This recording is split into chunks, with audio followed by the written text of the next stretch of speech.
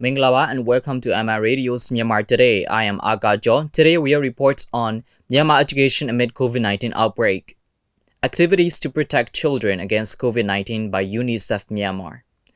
More than 200,000 monsoon trees to be grown this year to keep Yangon green. An insurance market in Myanmar amid COVID-19. All of that on this edition of Myanmar Today, but for now, let's take a look at what's happening in local news.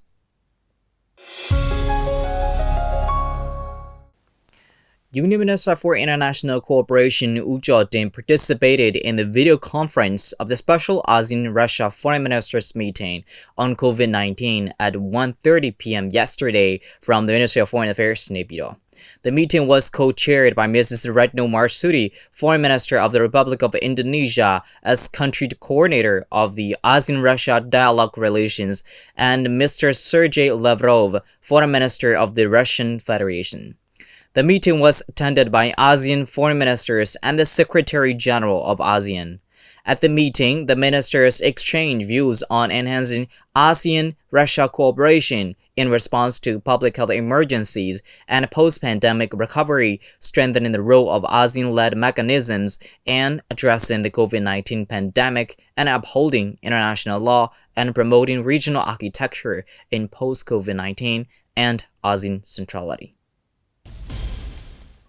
Myanmar Timber Enterprise (MTE) will extract 8,000 tons of teak and 200,000 tons of hardwood in 2020 and 2021 fiscal year, a reduction of about 90,000 tons of timber compared to that of last fiscal year.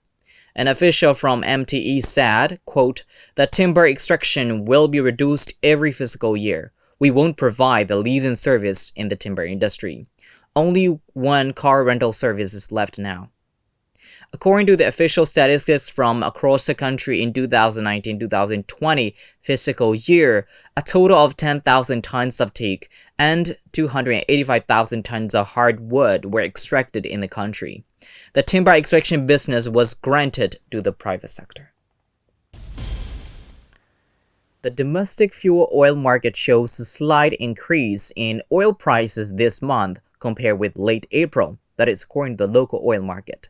At present, fuel oil was pegged at 450 through 490 chats for octane 92, 580 through 600 chats for octane 95, 520 through 550 chats for diesel, and 530 through 560 chats for premium diesel on 17th of June, according to the data released by Myanmar Petroleum Trade Association. Chairperson Dr. Win Mien of Myanmar Petroleum Trade Association said, quote, "Oil prices plunged in recent days. However, it is increasing now. Domestic oil prices depend upon the world market. There is nothing more than this," unquote. Myanmar has allowed relief and charter flights for bringing back the citizens stranded in foreign countries due to suspension of international airlines, repatriation of foreigners, and carrying overseas business persons and experts. A charter flight of MT Ratu chemical/oil products tankered from ENRA Group BHD to get back its workers who completed their duties in Yangon offshore field in Dawei landed at the Yangon International Airport yesterday morning with 134 Myanmar nationals who stranded in Malaysia with the help of this company and the Myanmar Embassy in Kuala Lumpur. That's all with the local news. Now we'll move on to our first report. The basic education sector in Myanmar usually starts its academic year across the country on 1st June. But this year of the 2020 school year can begin the school enrollment, and schools still can't be open, though the present time is the month of June, as the globally terrifying COVID-19 spread the whole world. Spread of the COVID-19 infection inside the country slowed down because of the government's proper management played an important role in the preventive measures against COVID-19. Swayman reports. Basic education sector in Myanmar usually starts its academic year across the country on 1st June, but this year of the 2020 school year can't begin the school enrollment, and schools still can't be opened through the present time is the month of June as the globally terrifying COVID-19 spread the whole world. The spread of the COVID-19 infection inside the country slowed down because the government's proper management played an important role in the preventive measures against the COVID-19. For that reason, basic education schools have been instructed to open in the coming July, but the season of opening school needs to prepare for the anti-COVID measures. In case of the virus, the schools from the virus-affected township will be temporarily closed immediately. The current situation coincides with the difficulties and challenges. Dr. Myo Taing-ji, Union Minister for Education, said. We must close the school at once if the virus is found. Only if the Ministry of Health and Sport give instruction to the Ministry of Education to reopen the school can we do it. To do this, we need school enrollment week. At that time, it is of great importance in cooperation with the parents. On 21st July, the Ministry of Education is in the preparation of opening the classes for grade 10 and grade 11, followed by the middle schools and then by primary schools. Utanaiu, Yangon Region Lhotto representative from Babedan Township constituency, said. The directives issued by the Ministry of Education and the Ministry of Health and Sports include the rules for students, parents, and teachers to follow in times of break and before and after school. We are going on a tour of inspection of schools these days, whether the schools arrange for 6 feet apart distancing rule from one another or not. Especially the most important thing is that the students are not to take off the face masks carelessly. The academic matters will have to start and we are to supervise social distancing guidance. When the schools start to open on 21st July, there will be 617 one-bed schools, more than 24,000 alternate week schools, more than 24,000 two-bed schools, and 144 three-day schools. Tom Myaji, the headmistress of number 4 Basic Education High School, alone said. Hand wash basins are put in front of every class as the students make sure that they are to wash hands. The students have to sit 6 feet apart in the classrooms. The students mustn't have close contact with one another, and spare desks and chairs will be placed beside them where they put their school-related items such as lunch pouches. Previously, the students could put their school-related items on the desks put at the back of the class. Now the desks will be put beside the place where they sit and they can put their items there. More teachers will be assigned duties to supervise the situation of the students. According to the social distancing guidance, the classroom measuring 30 feet 24 feet can accommodate 20 students, and the classroom measuring 24 feet 20 feet can accommodate 16 students. Now the sanitation works are being carried out in the schools. Dosonikai grade 7 mathematics subject teacher said. There may be some difficulty in the early stage of opening, especially 1 week or 2 weeks in addition to the academic matter, but later it will be convenient. Last year, there were more than 40 students in every classroom. During this year, if the rooms are narrow, there must be 16 students, and if the rooms are wide, there must be 20 students. There may be a risk the teachers have to take as they have a lot of duty, including teaching and monitoring. This year, the teacher will be tired out because they have a lot of duty. Suelen Nai, a grade 11 student, said. I am going to attend grade 11 class as I have passed the grade 10. This time is that the school reopens regularly. Now I'm learning school lessons at home via online. I hear that there will be social distancing system if the school reopens. I think during the break it is impossible for us to stay or play happily as usual. The students must sit some distance apart in the classroom and we will have to wear face masks. If we are not used to wearing masks, we will have trouble breathing. I think it is impossible for us to play football in the playground just like we did previously, but I feel happy to attend the classes. It is of importance that the teachers, the parents, and the students are to work together during the academic year of 2020 to 2021, although the outbreak of COVID-19 is slowing down. It is hoped that systematic measures can overcome the difficulties and challenges. That's a report on Myanmar education amid COVID-19 outbreak. Because of the pandemic COVID-19, children are affected, losing their rights to education and become the hidden victims of the consequences of the disease. To protect the children and their rights against COVID-19 infection, UNICEF is actively supporting the government of Myanmar by contributing in many sectors, including healthcare, schooling, and social assistance programs. The United Nations Children's Fund UNICEF, which is promoting and protecting children's rights around the world, is also actively working in Myanmar to protect the children from the unfavorable consequences of COVID-19. It responds to COVID-19 by collaborating with the Ministry of Health and Sports and other relevant ministries to cover all sectors children are involved in. UNICEF focuses on largely preventive measures to reduce the human-to-human transmission to protect children and their family. When the Ministry of Health and Sports resumes immunization procedures in May, catch-up immunization is carried out because of the suspension of immunization in April with the fund of WHO and UNICEF. And so on the 18th of May, the Ministry of Health and Sports resumed routine immunization starting with the 98 hospitals and including township hospitals. And then also, as you said, in the beginning of June, this was further expanded for outreach in the rural areas. And so this will cover, at least 80% of the targeted children. They're also doing catch-up immunization because children did miss out the vaccinations in April and part of May. Approximately 160,000 children are targeted for this catch-up activity.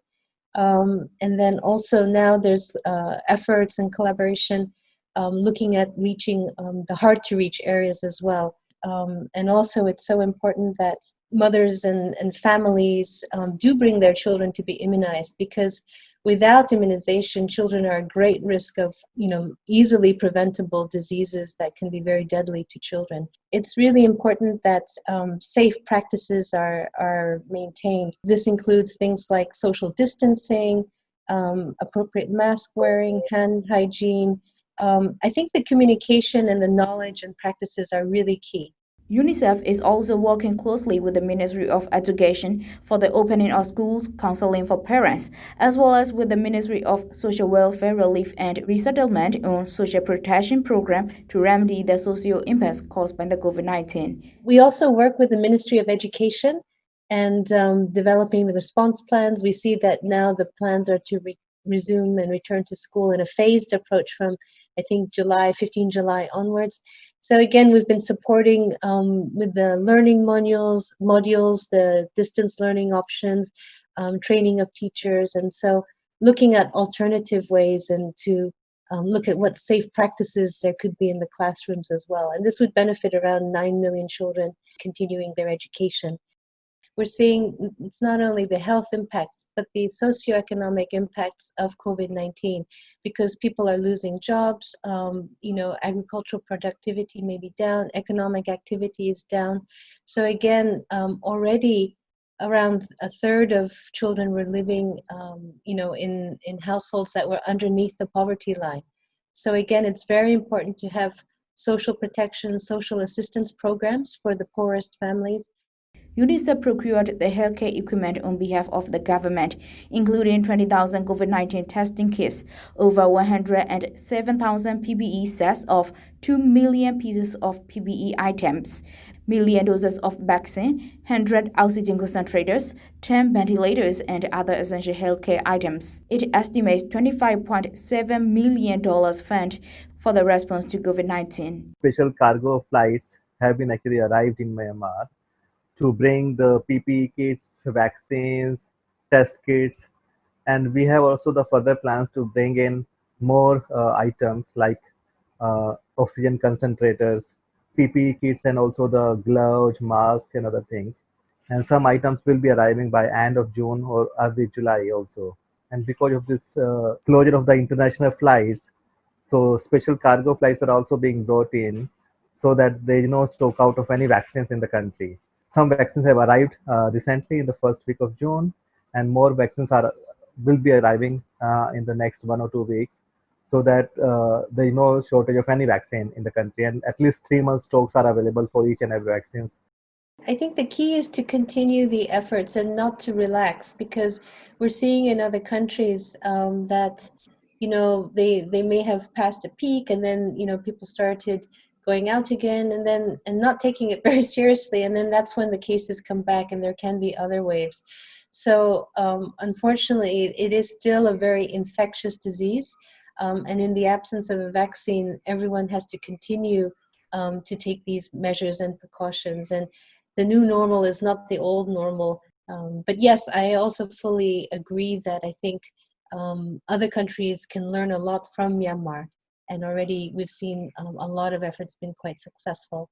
As children being the victims of the pandemic in many ways, UNICEF is concerned about the short and long-term impacts on children's health, well-being, development, and prospects. This is Dora Susan reporting from MI Radio.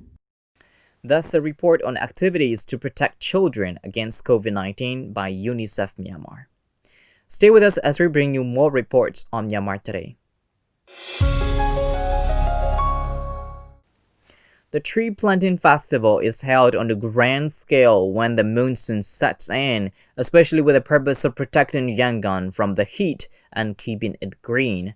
But this year, the monsoon tree planting festival won't be held because of the unfavorable condition brought about by the COVID-19. However, more than 200,000 trees would be grown in 33 townships with the aim of preserving a tree growing tradition and keeping Yangon green. Mintong Ojin and Yenai Laogai report. Populous Yangon is not only an industrialized city but also a commercial hub of the country, but it is known to all that it is affected by a scorching weather year after year. Accordingly, the tree planting festival is held on a grand scale when the monsoon set in, especially with the purpose of protecting Yangon from the heat and keeping it green. But this year, the monsoon tree planting festival won't be held because of the unfavorable condition brought about by the globally terrifying COVID-19. However, the responsible persons of Parks, Playgrounds and Gardens Department under the control of Yangon City Development Committee said that more than 200,000 trees would be grown in 33 townships with the aim of preserving a tree growing tradition and keeping Yangon green more. Ukokolin, head of Parks, Playgrounds and Gardens Department, YCDC, said. We are going to grow trees in all 33 townships. The dead trees will be repaired. The collective growing of trees will be held in Loga Wildlife Park. Now the growing of the trees has been started. Our aim is to start growing trees in June after 1 or 2 rainfalls. At the end of July, the growing of trees in Yangon has been finished. We hope that more than 200,000 trees will be grown this year. The kinds of trees are the shady ones, so we don't have a specific budget, and we have saplings and the labor. Saplings cost more than 20 million kyats every year. At least 3-year-old saplings have to be grown. For the saplings this year, the young trees and plants are still being cared, and they do not touch the soil yet. The young trees and plants are kept in our nursery for 2 years. There are more than 1 million saplings in our nursery. It is learned that the tree growing will be carried out in 33 townships in Yangon, and the collective growing of trees will be undertaken in the watershed area of Loga. Grapes and weeds have been cleared in the watershed area of Loga. Saplings will be grown on the land of new 50 acres. Almost 200 acres will be prepared for the growing of saplings. In order to carry out the growing of the trees and plants, saplings have to be cared in Mingalado, Takong Myote North, Tinganjo, Takong, Kamayo and Hlaing townships. Utemo, staff officer of Parks, Playgrounds and Gardens Department, said. We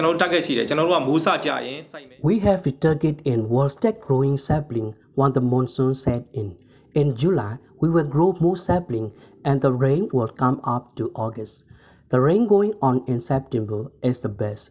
This is because our sapling have to wait for rains. Loga includes the plan to grow more than 100,000 saplings, and it is the largest growing area for the long-term plan. Since the start of the monsoon, the trees and plants have been grown in Loga. Now we have begun growing in Loga and 4 districts since the start of the rain. It is learned that the outbreak of COVID-19 is a major obstacle to the holding of tree planting festival, and there is also a restriction not to gather more than 5 people. more than 1,500 daily wage laborers, and more than 250 permanent employees from the Department of Parks, Playgrounds and Gardens are growing saplings in 4 districts. U Aung Nai, resident from Migala Township, said. The trees and the plants shall be grown in every township in Yangon region, with the participation of the people. And I also grow 5 shady trees in my ward. In addition to the growing of the trees, I also have to take care of the trees. I feel very pleased to see the growing of the trees by employees from municipality. I believe that if the people cooperate in the growing of the trees and plants, Yangon will become a pleasant city to live in, with greener pasture. We come to know more about the importance of trees when we suffer the heat without trees. For ensuring the growth of the already grown trees, the employees from the respective Township Development Affairs Committee water the plants and the trees and kill the weeds almost every day. Utemo, Staff Officer of Parks, Playgrounds and Gardens Department, said. Placing reliance on the department is not enough. The people need to have the sense of taking care of the trees and plants. It is like the problem of collecting garbage. The forest area of Myanmar accounted for 57.97% in 1990, 51.54% in 2000, 49.25% in 2005, 46.96% in 2010, and 42.92% in 2015, according to the statistics of FAO. That's a report on more than 200,000 monsoon trees to be grown this year to keep Yangon green. With the outbreak of COVID-19, the insurance market in Myanmar sees the rise of life insurance and other healthcare products. But this industry also has many challenges. Despite challenges among the insurance companies in Myanmar, the business persons in this industry also see the opportunity for the expansion of the business. Willison has the report. There are different kinds of losses which cannot be predicted, and most of the time these losses cannot be recovered in a short time, especially in the country like Myanmar, where many people depend on their livelihood with what they earn in their daily basis.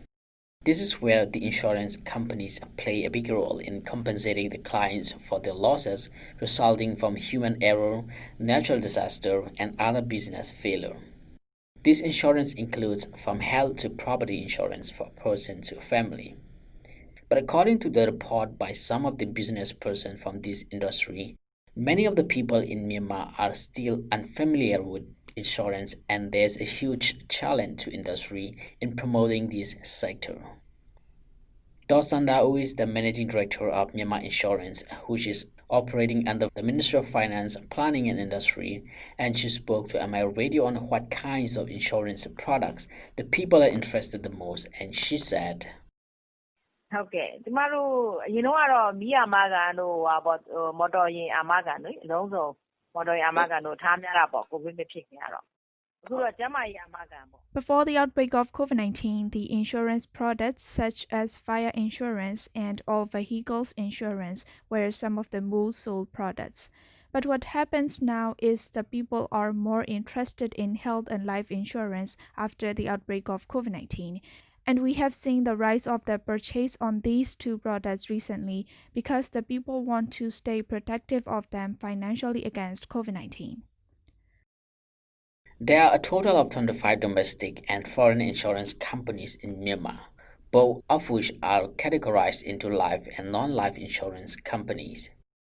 Among life insurance companies, this is also further categorized into collaborated groups of companies where a company is owned by many persons. But there's also a life insurance company where there's no franchisation. There are currently 5 foreign companies which the government has granted the license to operate in Myanmar. Speaking on what could be the main challenges for the insurance companies in Myanmar, Dosanda Wu also said, အခုကတော့ကျမတို့ကပြည်ရင်းပြည်ပပေါ့နော်ပြည်ရင်းပြည်ပကျမတို့နိုင်ငံပိုင်ပေါ့နိုင်ငံပိုင်ကျမတို့မြန်မာအမှာက There are challenges to the insurance companies here in Myanmar, but as there are challenges, there are also opportunities. But the main challenge is the public have very little knowledge about the insurance, and we as the insurance companies need to push forward in disseminating the awareness of the importance of insurance.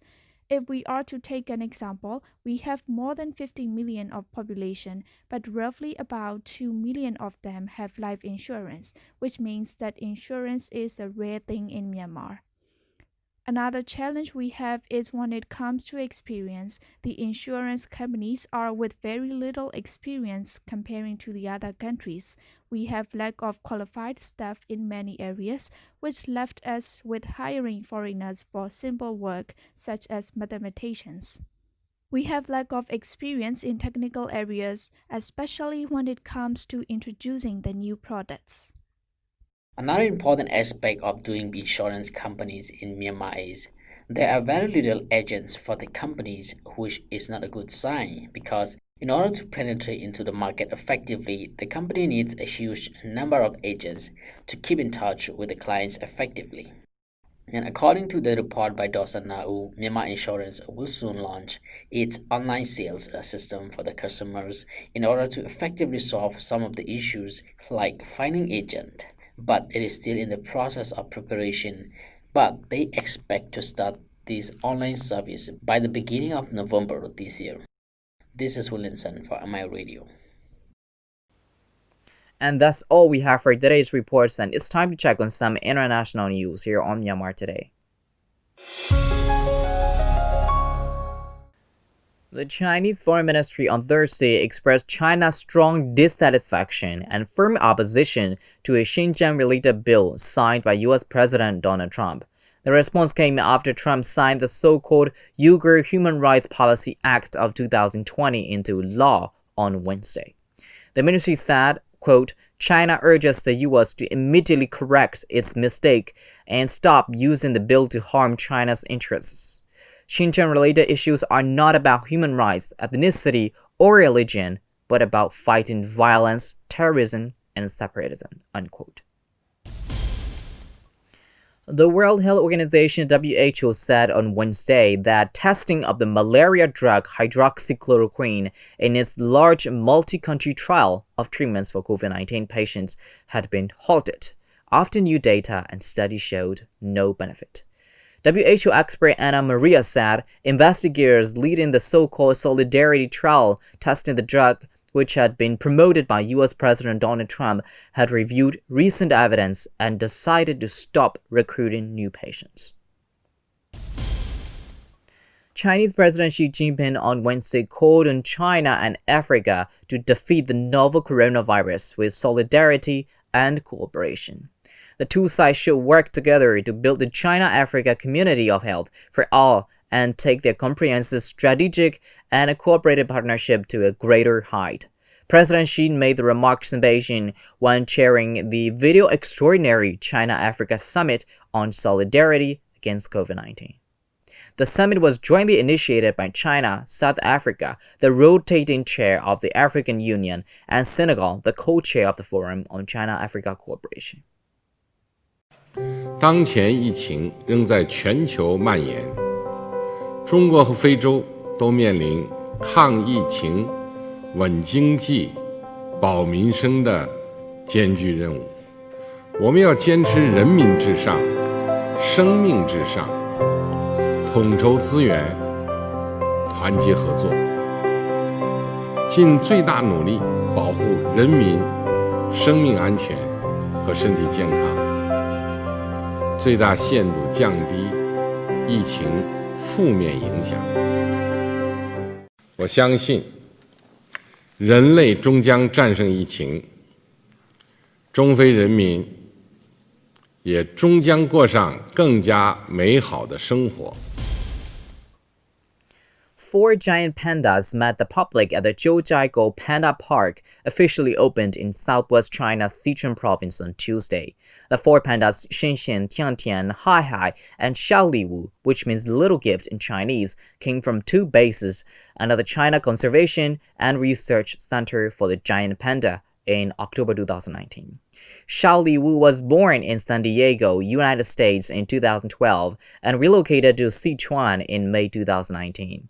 The park covers an area of around 3,220 square meters and is a base for the production, research, and publicity of giant pandas.